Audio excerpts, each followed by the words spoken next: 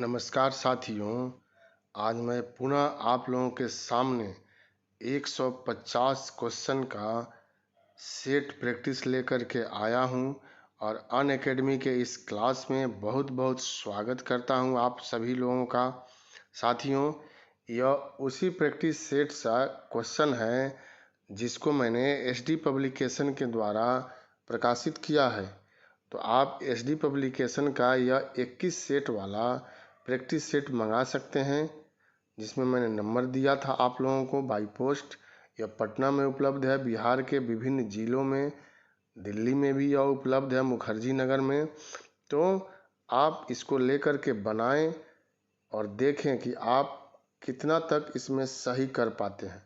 साथियों, इसमें जून 2020 तक 8 जून 2020 तक जो है क्वेश्चन इसमें शामिल किया गया है। तो इसको बनाइए और देखिए, बहुत सारा प्रश्न इससे आप लोगों को मिलेगा जब आप परीक्षा में बैठेंगे।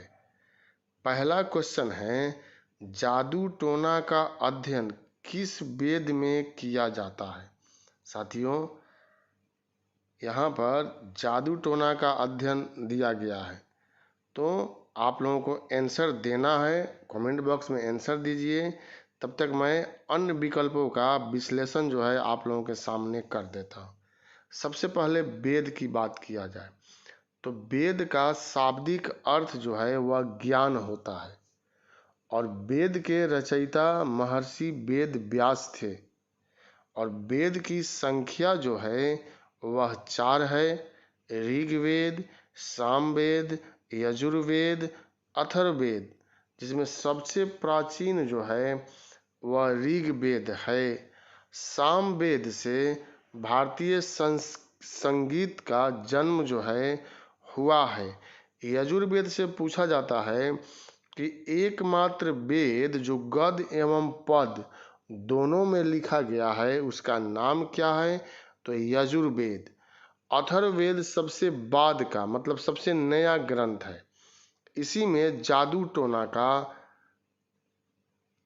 रोग का औषधि निवारण का उल्लेख किया गया है।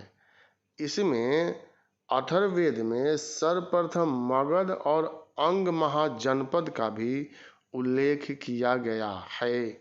तो पहला का आंसर जो है वह ए हो जाएगा। 2 नंबर, कोल्डिहवा से सर्वप्रथम चावल का प्रमाण। देखिए, कई प्रश्न है इसमें। कोल्डिहवा से सर्वप्रथम चावल का प्रमाण, और चिराद से, यह आप देख रहे हैं, चिराद से हड्डी का औजार मिला है। तो मालिक के शव के साथ कुत्ते दफनाए जाने का प्रमाण कहाँ से मिला है। मालिक का जो शव है वहाँ से कुत्ता दफनाए जाने का प्रमाण। तो आपने देखा, एक ही क्वेश्चन में 3-3 क्वेश्चन बनाया गया है। यह कॉपी पेस्ट तो है नहीं, यह क्वेश्चन को हम लोग बनाए हैं, मेहनत किए हैं। तो क्वेश्चन पूछ दे कि चावल का प्रमाण सर्वप्रथम कहाँ से, तो कोल्डिहवा क्वेश्चन में ही क्वेश्चन है। हड्डी का औजार कहाँ से, तो चिराद। और मालिक के शव के साथ कुत्ता दफनाए जाने का प्रमाण, तो साथियों यह हम लोगों को बुर्जा होम से मिला है। बुर्जा होम जम्मू कश्मीर में है, और यहाँ से गर्तावास का साक्ष्य भी मिला है। गर्तावास आप समझते होंगे साथियों, भूमि को खोद करके बंकर के समान बना करके, गड्ढा खोद करके उसमें निवास करना, उसको बुर्जा होम कहते हैं। और यह स्थल जो आप लोग देख रहे हैं यह पाषाण काल से संबंधित है। तो यही बुर्जा होम आंसर हो जाएगा यहाँ पर ए। पिकली हल इसमें दिया गया है। यह कर्नाटक का क्षेत्र है पिकली हल, और यहाँ से बस्ती बसाने का साक्ष्य तथा राख का साक्ष्य भी मिला है। विद्वानों का कहना है कि यहाँ रहने के लिए बस्ती बसाया गया होगा, और आग लग जाने के कारण यह बस्ती जल गया होगा, इसलिए दोनों का प्रमाण यहाँ से मिलता है। मेहरगढ़ मेहरगढ़ नवपाषाण कालीन स्थल, यह सब नवपाषाण कालीन है। तो मेहरगढ़ से पहली बार कृषि कार्य का प्रमाण जो है वह मिला है, और चिरांद मैंने यहाँ पर लिख ही दिया है। अब दूसरा चिरांद से क्या बन जाएगा, यह बिहार का क्षेत्र है साथियों, यह सारण जिला में स्थित है। आंसर इसका क्या हो जाएगा, ए बुर्जा होम जो है वह आंसर हो जाएगा। 3 नंबर क्वेश्चन, सिंधु घाटी सभ्यता का पतन नगर बंदरगाह है, लोथल, हड़प्पा, रोपड़, बनावली।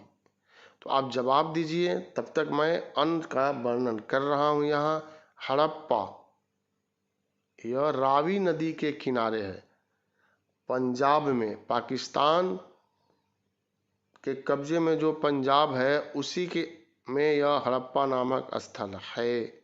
और सबसे पहले इसी स्थल की खुदाई 1921 में किया गया था। रोपड़, यह जो रोपड़ आप देख रहे हैं इसको रूपनगर भी कहते हैं, यह भी पंजाब में ही है, सतलज नदी के किनारे यह स्थित है। और मालिक के शव के साथ कुत्ते दफनाए जाने का प्रमाण यहाँ से भी मिला है। तो पूरा भारतवर्ष में 2 ही स्थान है जहाँ से मालिक के शव के साथ कुत्ता दफनाए जाने का प्रमाण मिला है। एक है बुर्जा होम और दूसरा है रोपड़। बनावली आप जानते हैं साथियों, यह बनावली जो है, यह बनावली तो यह हरियाणा में है, और यहाँ से उत्तम कोटि के जौ का प्रमाण और मिट्टी का बना हुआ एक हल का प्रमाण मिला है। पूछा जा रहा है कि सिंधु घाटी के अंतर्गत पतन नगर बंदरगाह, तो यह लोथल हो जाएगा। यही सबसे बड़ा डॉकयार्ड था, बंदरगाह था, और यहीं से व्यापारिक कार्य जो है वह संपन्न किया जाता था।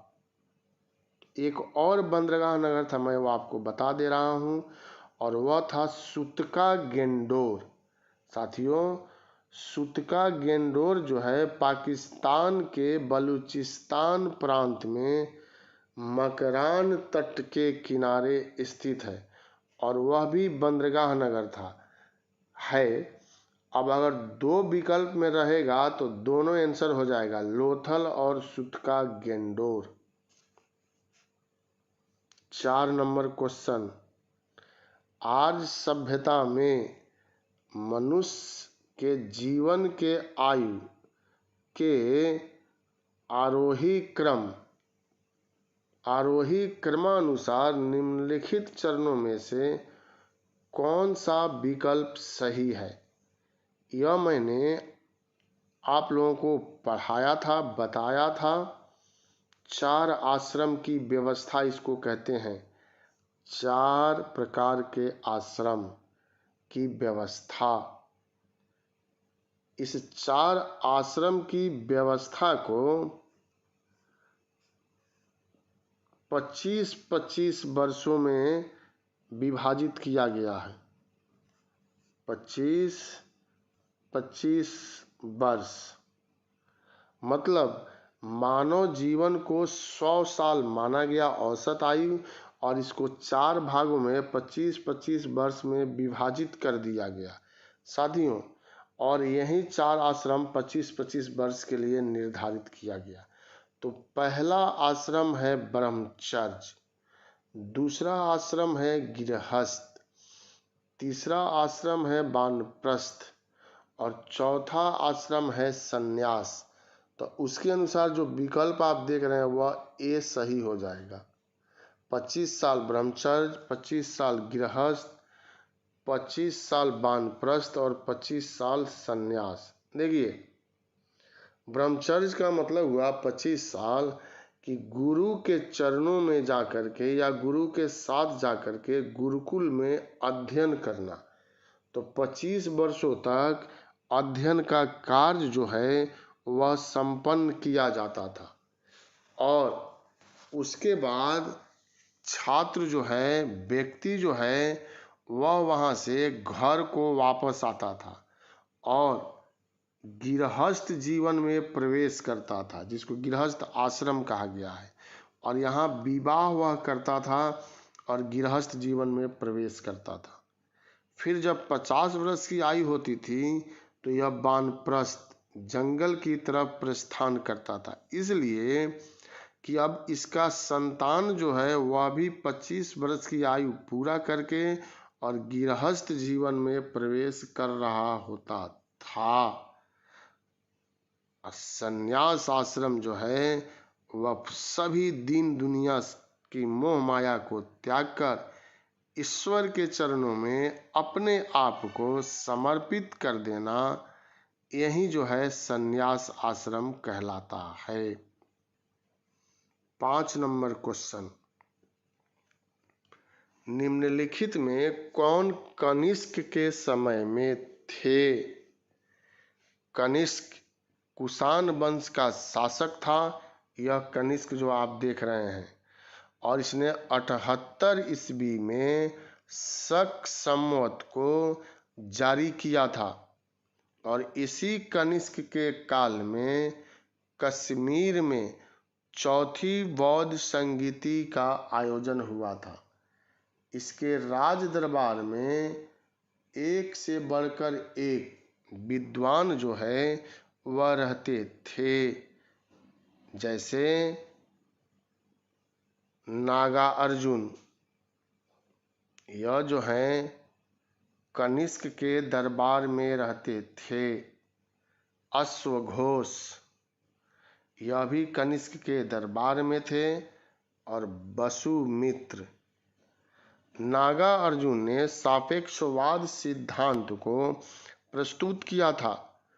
अश्वघोष ने बुद्ध चरित नामक और सूत्रालंकार नामक पुस्तक की रचना किया था और यह चौथी बौद्ध संगीति के उपाध्यक्ष थे। वसुमित्र जो हैं यह चौथी बौद्ध संगीति के अध्यक्ष थे और इन्होंने महाविभाषा सूत्र नामक ग्रंथ की रचना किया था। तो इस हिसाब से आंसर जो है 2, 3, 4, मतलब इसका आंसर जो है ए हो जाएगा। 6 नंबर क्वेश्चन, सुलेख क्या है? यह यूपीएससी के एग्जाम में पूछा गया है। सुलेख सुंदर हस्तलेख है, मूर्ति कला है, शिलालेखों पर नक्काशी है, चित्रकला का उन्नत ढंग है। तो अब बताइए कि क्या है यह सुंदर हस्तलेख को सुलेख जो है वह कहा गया है। तो 6 का ए आंसर हो जाएगा।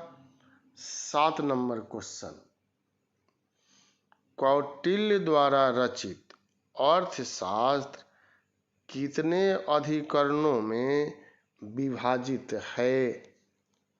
साथियों, कौटिल्य चंद्रगुप्त मौर्य के यह राजनीतिक गुरु थे। इनके बचपन का नाम विष्णुगुप्त था और इनको चाणक्य भी कहा जाता है, जिन्होंने अर्थशास्त्र नामक दुर्लभ ग्रंथ की रचना किया था। अर्थशास्त्र प्रशासन पर या राजनीतिक व्यवस्था पर लिखा गया महत्वपूर्ण पुस्तक है। इसमें लगभग 6000 श्लोक जो हैं वह दिया गया है और यह कितने अधिकरणों में विभाजित था? तो साथियों, अर्थशास्त्र 15 अधिकरण और 180 प्रकरण में विभाजित था। अगर प्रकरण पूछ दे तो 180 जवाब दीजिएगा, अधिकरण पूछ दे तो 15 जवाब देना है। मतलब अधिकरण का मतलब भाग, प्रकरण का मतलब उपभाग आप कह सकते हैं। 8 नंबर क्वेश्चन, किस व्यक्ति को द्वितीय अशोक कहा जाता है? समुद्रगुप्त, चंद्रगुप्त मौर्य, कनिष्क, हर्षवर्धन। तो समुद्रगुप्त को चक्रवर्ती सम्राट कहा जाता है। चंद्रगुप्त मौर्य को भारत का मुक्तिदाता कहा जाता है और इनको भारत का प्रथम साम्राज्य निर्माता भी कहा जाता है। कनिष्क कुषाण वंश के सबसे महत्वपूर्ण शासक और इनका झुकाव बौद्ध धर्म के प्रति था। इन्होंने अशोक के समान बौद्ध धर्म को विश्व धर्म के रूप में स्थापित कराया था। इसीलिए इनको प्राचीन भारत के इतिहास में द्वितीय अशोक कहा जाता है। हर्षवर्धन, इनके बारे में हर्षचरित नामक ग्रंथ से जानकारी मिलता है, जिसके लेखक बाणभट्ट थे और हर्षवर्धन को शकलोत्तर पथनाथ की उपाधि से सम्मानित किया गया है। अब 8 के बाद 9 नंबर क्वेश्चन देखिए, निम्न में से किसने गुलरुखी उपनाम से अपनी कविताओं की रचना किया? गुलरुखी, ये आप देख रहे हैं गुलरुखी, तो इस नाम से, उपनाम से कविता की रचना करता था और यह आंसर जो है वह सिकंदर लोदी हो जाएगा। सिकंदर लोदी साहित्य के क्षेत्र में ज़्यादा रुचि रखते थे, लेकिन हिंदुओं के प्रति यह बहुत अधिक कठोर थे।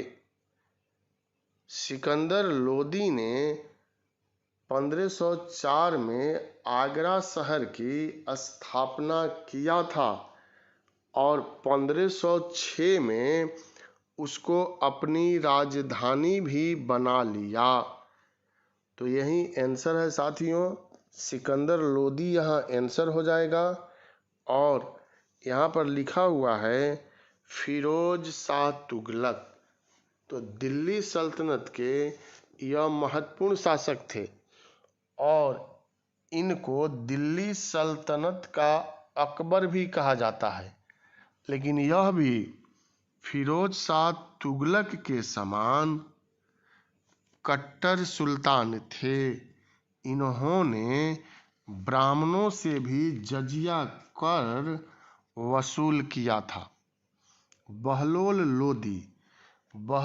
लोदी जो हैं, यह लोदी वंश के संस्थापक थे और इन्होंने बहलोल प्रकार का सिक्का जारी किया था। इब्राहिम लोदी वंश के अंतिम शासक थे और पानीपत के प्रथम युद्ध में बाबर ने इनको पराजित किया, इनकी हत्या की। लोदी वंश के साथ साथ दिल्ली सल्तनत का भी अंत हुआ और भारत में मुगल वंश स्थापित हुआ। तो 9 नंबर क्वेश्चन का आंसर जो है वह सी हो जाएगा। इसके बाद 10 नंबर क्वेश्चन देखिए, दक्षिण भारत के विजय का श्रेय किसे दिया जाता है? दक्षिण भारत के विजय का श्रेय सबसे पहले दक्षिण भारत के विजय का प्लान किसने बनाया था? तो वह थे अलाउद्दीन खिलजी। और अलाउद्दीन खिलजी ने किसको नियुक्त किया कि जाओ और दक्षिण भारत के विरुद्ध तुम अभियान करो? तो यह है मलिक काफूर। साथियों, अलाउद्दीन खिलजी के समय में जब गुजरात पर आक्रमण किया गया था तो वहीं से मलिक काफूर को 1000 दिनार में खरीदा गया था। इसीलिए मलिक काफूर को 1000 दिनारी के नाम से भी जानते हैं। 10 के बाद 11 सुमेल करना है। सूची 1 तथा सूची 2 का सुमेल कीजिए तथा नीचे दिए गए कूट से सही उत्तर चुनिए। नामदेव, कबीर, रविदास, सेना, नाई, जुलाहा, दर्जी, मोची। अब विकल्प में से चुनना है तो नामदेव जो थे वह दर्जी थे, कबीर दास जो थे वह जुलाहा थे, रविदास जो थे वह मोची थे और सेना नाई हो जाएंगे। तो ए का 3, तो ए के 3 में 2 है। बी का 2 में भी 2 है। सी रविदास मोची, तो सी का 4। तो यहाँ 1 हो जा रहा है तो यही आंसर होगा बी। 3, 2, 4, 1 यही आंसर हो जाएगा। 12 नंबर क्वेश्चन, निकोलो कॉन्टी किसके समय विजयनगर आया था जो इटली का यात्री था? हरिहर प्रथम, देवराय प्रथम, देवराय द्वितीय, बुक्का प्रथम। हम लोग जानते हैं कि 1336 में हरिहर एवं बुक्का ने विजयनगर साम्राज्य की स्थापना किया था। तो 12 नंबर का यहाँ जवाब हो जाएगा और आप लोग दिए होंगे जवाब देवराय प्रथम। इन्हीं के समय में इटली का यात्री निकोलो कॉन्टी अपनी पत्नी के साथ विजयनगर की यात्रा पर आया था और यहाँ के रामनवमी त्यौहार के बारे में यह विस्तार पूर्वक चर्चा जो है वह करता है। साथियों, देवराय द्वितीय के समय में अब्दुल रज्जाक ने विजयनगर साम्राज्य की यात्रा किया था। इसलिए पूछा जाता है निकोलो कॉन्टी किसके समय? तो देवराय प्रथम के समय। और निकोलो कॉन्टी के बाद अब्दुल रज्जाक किसके समय आया? तो देवराय द्वितीय के समय में आया था। 13 नंबर, जहांगीर के बचपन का नाम सलीम था तो नूरजहां का मूल नाम क्या था? बताना है आपको। जहांगीर, सलीम, तो नूरजहां का मूल नाम मेहरुन्निसा था। यह याद रखिएगा। देखिए, यह है अर्जुमंद बानो बेगम जो मुमताज महल के नाम से विख्यात हो गई और इन्हीं के याद में ताजमहल का निर्माण कराया गया। लाडली बेगम जो है यह मेहरुन्निसा की पुत्री का नाम है जिसका विवाह शहरयार के साथ हुआ था। साथियों, अकबर के समय में शेख सलीमा बेगम की देखरेख के लिए मेहरुन्निसा को नियुक्त किया गया था और 1611 में जहांगीर का यह काल है। नौरोज प्रथा के दिन जहांगीर ने इसको देखा और विवाह कर लिया और उसी जहांगीर ने इनका नाम क्या रख दिया? नूरजहां, संसार की चांदनी। लेकिन मूल नाम क्या था? तो मेहरुन्निसा।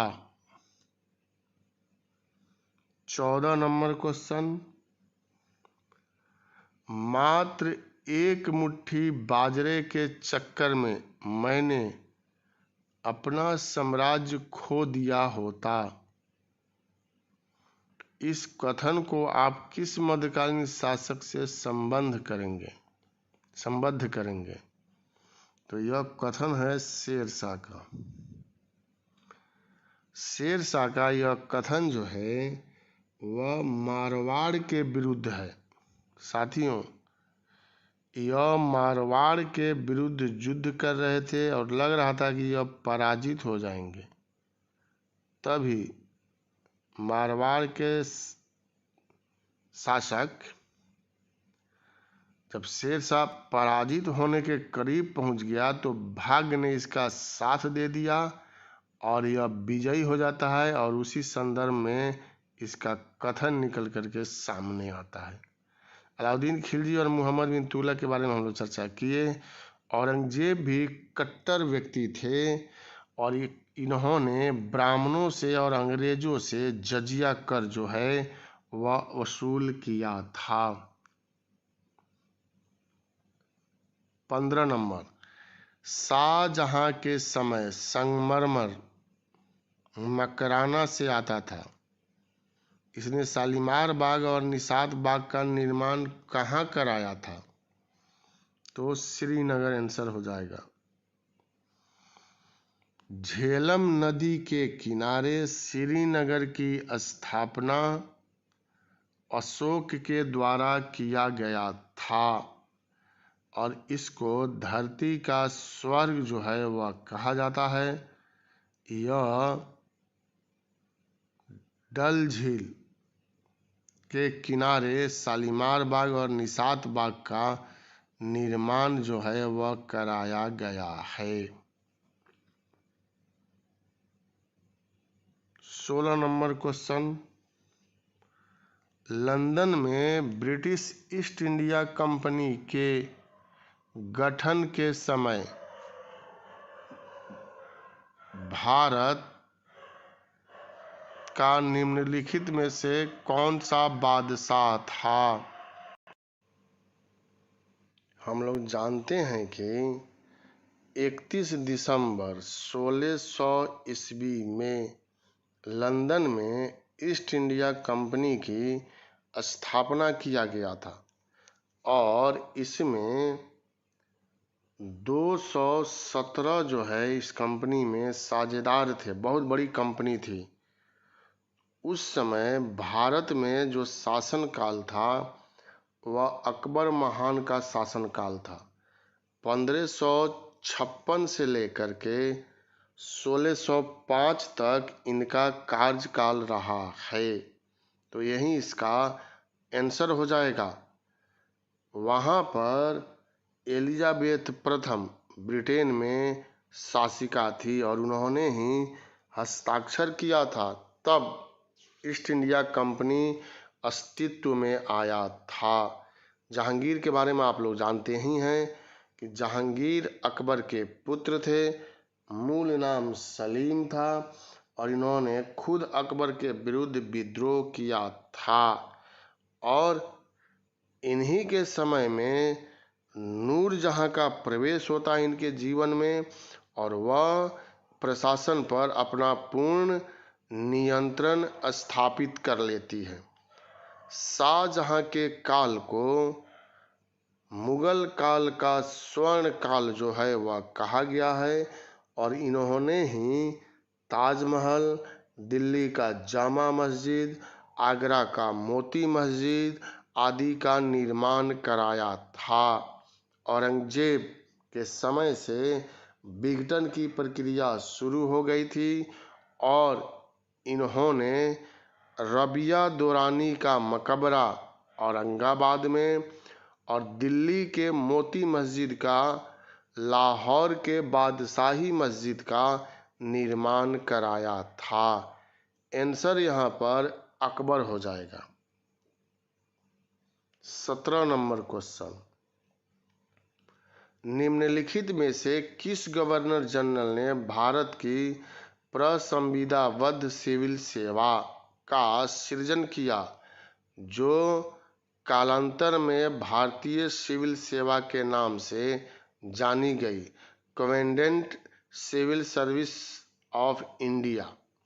तो आंसर आपको देना है 17 नंबर क्वेश्चन का, और इसका आंसर कॉर्नवालिस हो जाएगा, लॉर्ड कॉर्नवालिस। इसने जो कानूनों का संग्रह तैयार कराया था, इसके नाम पर उसको कॉर्नवालिस कोड के नाम से भी जाना जाता है। साथियों, लॉर्ड कॉर्नवालिस जो थे वह अस्थाई बंदोबस्त के लिए याद किए जाते हैं। वारेन हेस्टिंग्स बंगाल के प्रथम गवर्नर जनरल थे। लॉर्ड ब्लेजली सहायक संधि के लिए इनको याद किया जाता है। लॉर्ड विलियम बेंटिक 1829 में इन्होंने कानून बना करके सती प्रथा को प्रतिबंधित कर दिया था, और यह भारत के प्रथम गवर्नर जनरल थे। तो यहाँ पर जो आंसर होगा वह सी आंसर हो जाएगा। 18 नंबर क्वेश्चन, पागलपंथी विद्रोह वस्तुतः एक विद्रोह था। किसका यह विद्रोह था, यह आपको बतलाना है। पागलपंथी एक अर्ध धार्मिक संप्रदाय था, जिसको बंगाल के क्षेत्र में करम शाह ने चलाया था। इसलिए साथियों 18 नंबर क्वेश्चन का आंसर ई हो जाएगा, इनमें से कोई नहीं। आंसर इसका होगा करम शाह, करम शाह। तो ई आंसर होगा इनमें से कोई नहीं। 19 नंबर, निम्नलिखित में से किस भाषा में द इंडियन ओपिनियन पत्र नहीं छापा जाता था? नहीं पूछा जा रहा है। साथियों, महात्मा गांधी जब दक्षिण अफ्रीका पहुंचते हैं तो वहीं पर इंडियन ओपिनियन नामक पत्र का प्रकाशन शुरू करते हैं। यह दक्षिण अफ्रीका से शुरू हुआ था, और यह गुजराती, हिंदी, तमिल, अंग्रेजी, तमिल और हिंदी में प्रकाशित होता था, लेकिन उर्दू में यह प्रकाशित नहीं होता था। तो डी इसका आंसर हो जाएगा। अरविंद घोष ने लिखा है। 20 नंबर क्वेश्चन है, अरविंद घोष ने लिखा है द लाइफ डिवाइन, इनकी पुस्तक का नाम है। इन्होंने सावित्री नामक पुस्तक की रचना भी किया था। स्वदेशी आंदोलन में इन्होंने महत्वपूर्ण भूमिका भी निभाया था। तो यही है 20 का D answer. 21 number question, Azad Hind सरकार के निर्माण की घोषणा की गई। कब किया गया था आजाद हिंद सरकार की घोषणा, यह आपको बतलाना है। 21 नंबर क्वेश्चन का आंसर, और सी इसका आंसर हो जाएगा 21 जनवरी 1943। साथियों, 7 जुलाई 1943 को रास बिहारी बोस ने आजाद हिंद फौज की कमान सुभाष चंद्र बोस को सौंप दिया। 21 अक्टूबर 1943 को सुभाष चंद्र बोस ने सिंगापुर में स्वतंत्र भारत की अस्थायी सरकार का गठन किया, जिसको आजाद हिंद सरकार कहा गया है। 22 नंबर, राजनैतिक स्वतंत्रता राष्ट्र का जीवनवास है। कहा था, किसने कहा था, यह आपको यहाँ बतलाना है। तो इसमें अरविंदो घोष जो है बी आंसर हो जाएगा 22 नंबर का। अरविंद घोष लगभग 10 वर्षों तक विशेषकर बंगाल विभाजन के दौरान राजनीतिक क्षेत्र में सक्रिय बने रहे तथा स्वदेशी और बहिष्कार के कार्यक्रमों का प्रतिपादन करने वालों में शामिल रहे। उन्होंने यह विचार व्यक्त किया कि राजनीतिक स्वतंत्रता हमारे राष्ट्र का जीवन और प्राण है। 22 के बाद 23, निम्नलिखित में से किसने गांधी जी के आंदोलनों को राजनैतिक फिरौती कहा है? ये आपको बताना है। इसमें आंसर जो होगा वह लॉर्ड लिनलिथगो हो जाएगा। लॉर्ड लिनलिथगो ने गांधी जी के आंदोलन को राजनैतिक फिरौती कहा है। भारत छोड़ो आंदोलन इन्हीं के कार्यकाल में महात्मा गांधी द्वारा चलाया गया था। 24 क्वेश्चन देखिए, निम्नलिखित में से किस भारतीय नेता ने लंदन में प्रथम गोलमेज कॉन्फ्रेंस में भाग लिया था? तो यह आपको जवाब देना है।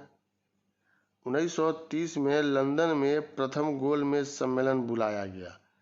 इस सम्मेलन में 89 भारतीय प्रतिनिधियों ने भाग लिया, लेकिन कांग्रेस इसमें शामिल नहीं हुई थी। साथियों, इस सम्मेलन में भाग लेने वाले में कई नाम है यहाँ पर, लेकिन इसी में से कुछ प्रमुख नाम हम लोग यहाँ पर देख सकते हैं, जैसे तेज बहादुर सप्रू, श्रीनिवास शास्त्री, मोहम्मद अली, मोहम्मद शफी, आगा खां, फजलुल हक, मोहम्मद अली जिन्ना, होमी मोदी, M.R. जयकार, मुंजे भीमराव अंबेडकर, सुंदर सिंह मजेठिया। तो इन नामों में से एक नाम आया मौलाना मोहम्मद अली। तो यह जो थे उसमें शामिल थे। 24 नंबर का 25 नंबर क्वेश्चन, निम्नलिखित में से किस एक ने भारतीय राष्ट्रीय कांग्रेस के उस अधिवेशन की अध्यक्षता की थी जिसमें पूर्ण स्वराज का प्रस्ताव पारित हुआ था? ये तो आसान है। 1929 में हुआ था। जवाहरलाल नेहरू।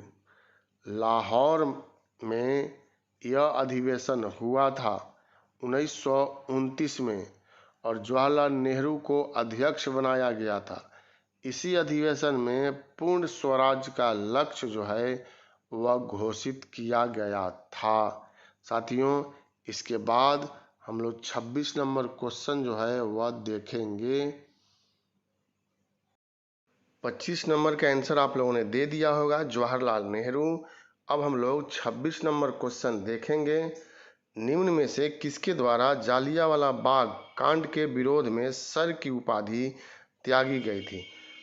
13 अप्रैल 1919 में अमृतसर के जालियांवाला बाग में निर्दोष हजारों भारतीयों की हत्या अंग्रेजी सरकार के द्वारा कर दिया गया।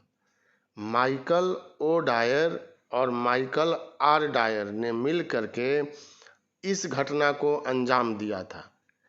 इस पर गांधी जी ने अंग्रेजी सरकार को शैतानी सरकार कह करके संबोधित किया था और रविंद्रनाथ टैगोर ने सर की उपाधि जो है वह वापस कर दिया। कभी कभी सर शब्द न दे करके नाइट हुड दिया जाएगा शब्द, तो वह आंसर भी रविंद्रनाथ टैगोर ही होगा कि जालियांवाला कांड के विरोध में नाइट हुड की उपाधि किसने त्याग दिया, तो यह भी रविंद्रनाथ टैगोर हम लोगों का आंसर हो जाएगा। अब 27 नंबर क्वेश्चन देखिए, वह प्रदेश कौन था जहां बाबा रामचंद्र ने किसानों को संगठित किया था? अवध, बिहार, बंगाल, आंध्र प्रदेश। तो यह आपको जवाब देना है और इसमें आंसर जो है वह अवध हो जाएगा। जिस प्रकार से बिहार में स्वामी सहजानंद सरस्वती का स्थान है किसान आंदोलन में, उसी तरह से बाबा रामचंद्र का स्थान उत्तर प्रदेश में है और इन्हीं के प्रयास से अवध किसान सभा का गठन जो है वह किया गया था। 28 नंबर क्वेश्चन, महाराष्ट्र के किस सुधारक को लोक हितवादी कहा जाता था? महाराष्ट्र के कौन से ऐसे व्यक्ति थे जिनको लोक हितवादी, गोपाल हरि देशमुख, इन्हीं को लोक हितवादी कहा गया है। गोपाल कृष्ण गोखले आप जानते हैं कि महात्मा गांधी के राजनीतिक गुरु थे।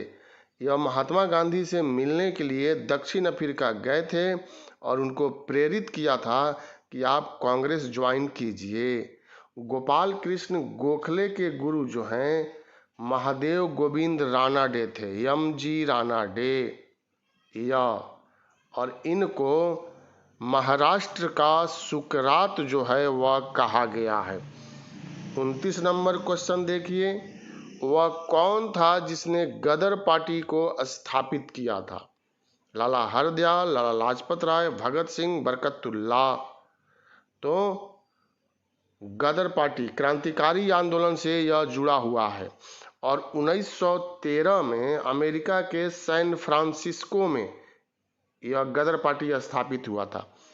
विदेशों में क्रांतिकारियों ने भारत का नेतृत्व किया, केवल अपने देश में नहीं, और अमेरिका के सैन फ्रांसिस्को में लाला हरदयाल ने गदर पार्टी की स्थापना कर दिया था। गदर की गूंज नाम से पत्रिका का प्रकाशन भी शुरू किया गया था। तो बहुत बड़ी बात थी।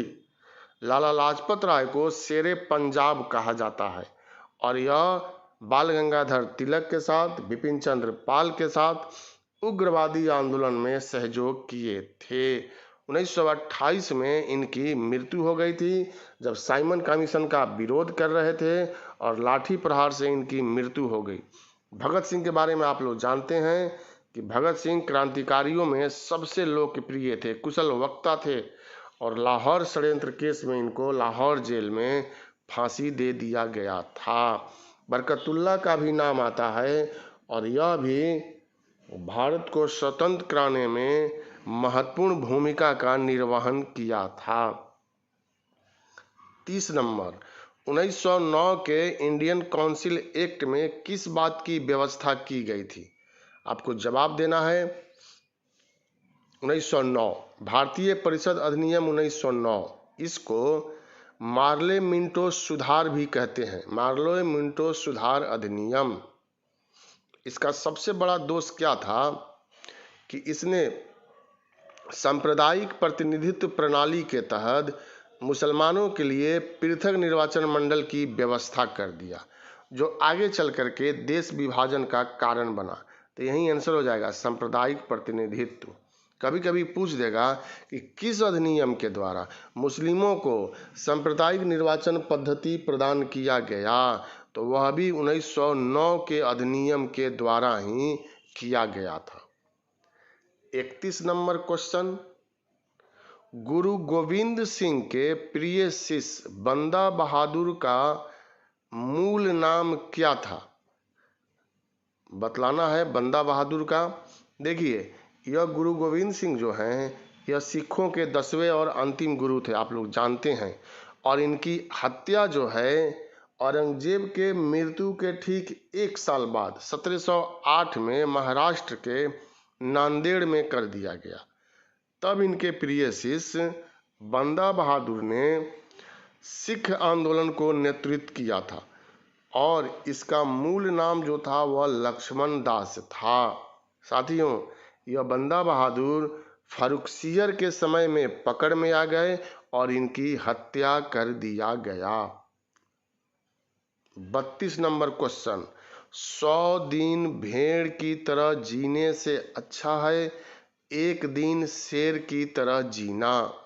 यह कथन किसका है? टीपू सुल्तान, हैदर अली, शेर शाह, अकबर। तो यह कथन जो है वह टीपू सुल्तान का है। भारत का सपूत इनको माना जाता है।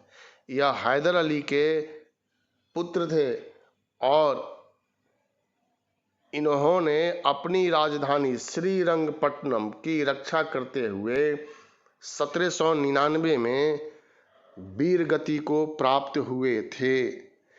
यह अंग्रेजों से डरने वाले नहीं थे। उसी संदर्भ में यह कथन है।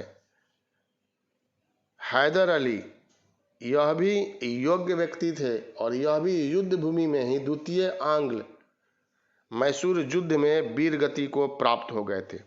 शेरशाह के बारे में आप लोग जान ही रहे हैं, हम लोग चर्चा किए हैं। इसको अकबर का अग्रगामी कहा जाता है। कबूलियत पट्टा शेरशाह की देन है। ग्रांड ट्रंक रोड का निर्माण भी इसके द्वारा कराया गया था और अकबर महान ने तो बहुत सारा कार्य किया था।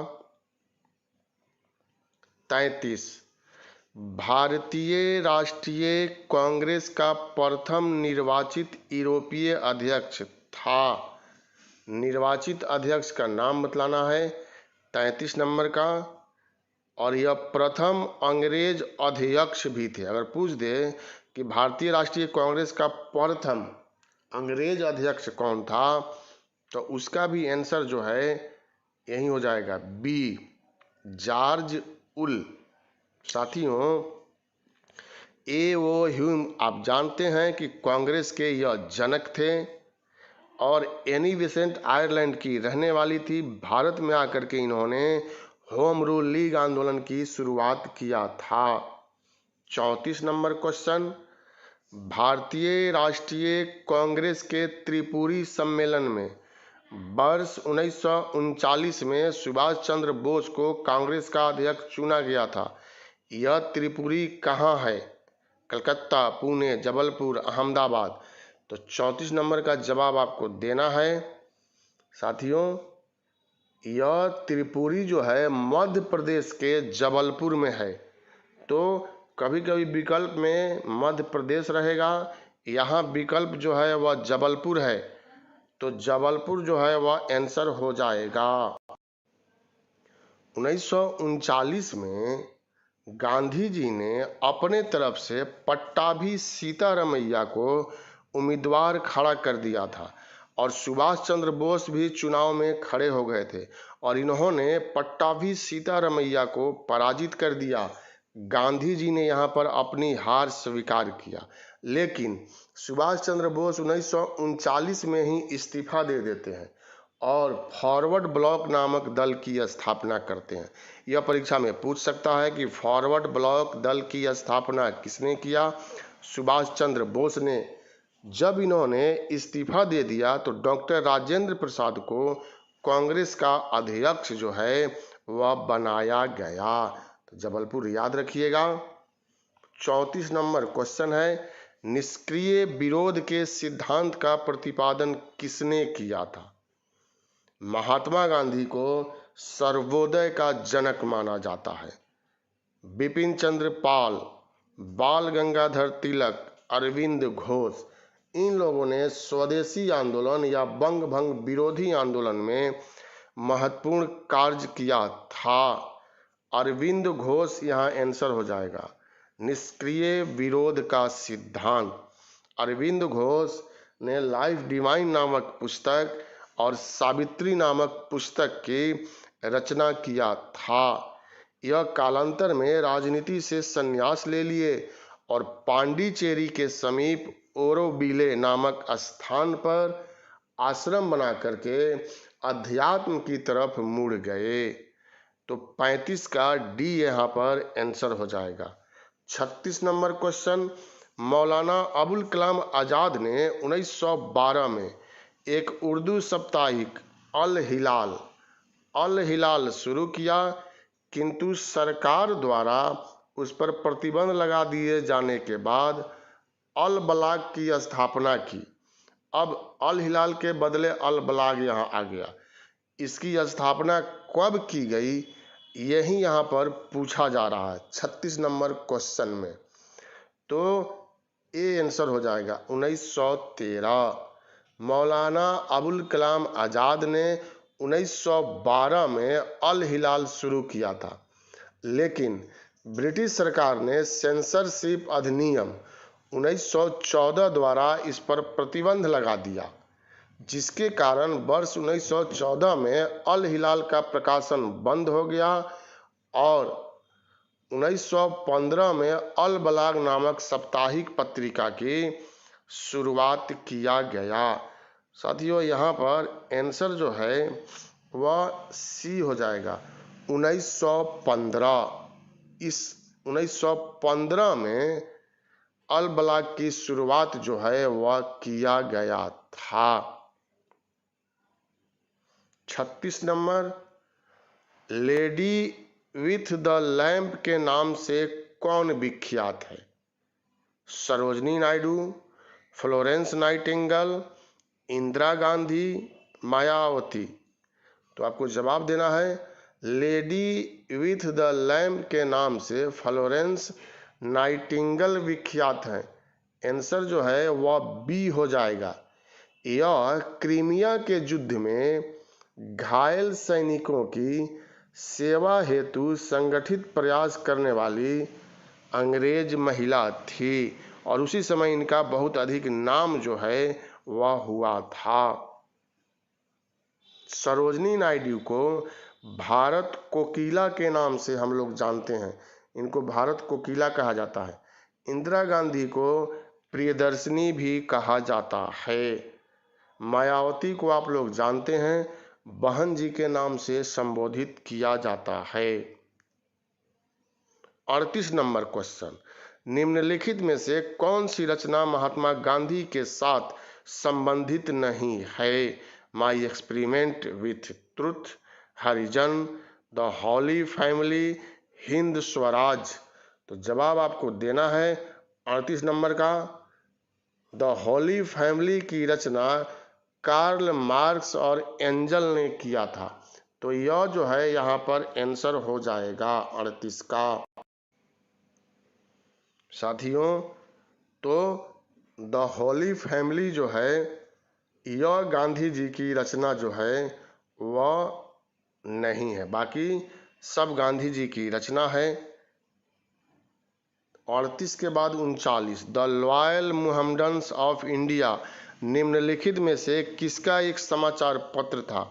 मोहम्मद अली जिन्ना, अशफाकुल्ला खां, शौकत अली, सैयद अहमद खान। तो 39 का जवाब दीजिए। 39 नंबर क्वेश्चन का आंसर आपको देना है और सर सैयद अहमद खान जो है यहाँ आंसर हो जाएगा। साथियों, सर सैयद अहमद खान हिंदुस्तानी शिक्षक एवं नेता थे। इन्होंने मुहम्मडन एंग्लो ओरिएंटल कॉलेज की स्थापना की, जो बाद में अलीगढ़ मुस्लिम विश्वविद्यालय बना, और द लॉयल मुहम्मडन्स ऑफ इंडिया इन्हीं का एक समाचार पत्र था। सर सैयद अहमद खान ने 1875 में अलीगढ़ आंदोलन भी शुरुआत किया था। तो यही इनसे संबंधित बात है। 40 नंबर क्वेश्चन, गांधी जी द्वारा सन 1933 तक संपादित समाचार पत्र का नाम क्या था? सर्वोदय, आज, times of India, young India. तो 40 का आंसर आपको देना है। गांधी जी द्वारा सन 1933 तक संपादित समाचार पत्र का नाम यंग इंडिया था। डी इसका आंसर जो है वह हो जाएगा। इसके बाद आप लोग जानते हैं कि मैथ का यहाँ क्वेश्चन आएगा और यह क्वेश्चन आप लोगों को बनाना है। मैं इसका आंसर जो है वह आप लोगों को बता दूंगा। ए और बी किसी कार्य को क्रमशः 15 दिन और 10 दिन में पूरा कर सकते हैं। उन्होंने कार्य को 30,000 में पूरा करने का ठेका लिया। ठेके की धनराशि में ए का भाग कितना होगा? यही आपको बतलाना है। 18,000, 16,500, 12,500, 12,000।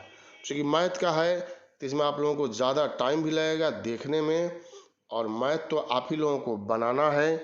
मैं यहाँ पर आंसर जो है आप लोगों को बोल दूंगा, बना करके आप देख लेंगे।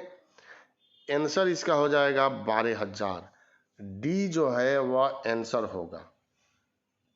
42 नंबर क्वेश्चन, यदि एक्स वाई तथा जेड की दैनिक मजदूरी का औसत 120 रुपये है, यदि वाई जेड से 40 रुपये अधिक कमाता है तथा एक्स जेड से दुगुना कमाता है, तो एक्स की दैनिक मजदूरी क्या है? 80 रुपये, 120 रुपये, 160 रुपये, 100 रुपये। तो इसको भी आप बनाइएगा 42 नंबर का, और अपना आंसर जो है वह जांच लीजिएगा। इसका आंसर 160 रुपये, सी जो है इसका आंसर हो जाएगा। 43 नंबर क्वेश्चन देखिए, बड़ा सा क्वेश्चन है। ए एवं बी किसी कार्य को अलग अलग क्रमशः 45 व 40 दिन में पूरा करते हैं। दोनों ने इस कार्य को साथ साथ शुरू किया, लेकिन कुछ दिनों बाद ए छोड़कर चला गया। बी ने शेष कार्य को 23 दिन में पूरा किया। ए कितने दिन बाद कार्य छोड़कर चला गया था? 20 दिन बाद, 15 दिन बाद, 12 दिन बाद, 9 दिन बाद। तो बड़ा सा क्वेश्चन है, पढ़ने में भी आप लोगों को टाइम लगता होगा। तो इसको आप देखिए, स्क्रीन पर दिखलाई दे रहा है, और इसका जवाब आप दीजिएगा बना करके। इसका आंसर 9 दिन दिया हुआ है। डी इसका आंसर जो है वह दिया हुआ है। अब साथियों 44 नंबर क्वेश्चन, एक व्यक्ति ने 2000 किलोमीटर की दूरी 18 घंटे में पूरी की, जिसमें से कुछ दूरी उसने 72 किलोमीटर प्रति घंटा की चाल से बस द्वारा तथा शेष दूरी 160 किलोमीटर प्रति घंटा की चाल से ट्रेन द्वारा तय की। बस द्वारा तय की गई दूरी कितनी है पूछा जा रहा है। 860 किलोमीटर, 640 किलोमीटर, 1280 किलोमीटर, 720 किलोमीटर। तो यह आप पढ़ करके आप इसको बनाएंगे 44 नंबर। और 44 का आंसर भी साथियों डी ही दिया हुआ है, 720 किलोमीटर। आप इसको देख लीजिए अच्छे से और इसको बनाइएगा। 45 नंबर, किसी वस्तु को 100 रुपये में बेचने पर एक व्यक्ति को 10 रुपये लाभ होता है, तो लाभ प्रतिशत है कितना? लाभ प्रतिशत है निकालना है यहाँ। 9%, 10%, 11%, इनमें से कोई नहीं। तो इसका जवाब आप दीजिए, और 45 नंबर का जवाब इनमें से कोई नहीं हो जाएगा। यही जो है वह आंसर साथियों यहाँ पर दिया हुआ है। चूंकि इसका लाभ प्रतिशत जो है 11.1/9% होगा, इसलिए इनमें से कोई नहीं हो जाएगा। 11.1/9% इसका आंसर जो है वह हो जाएगा।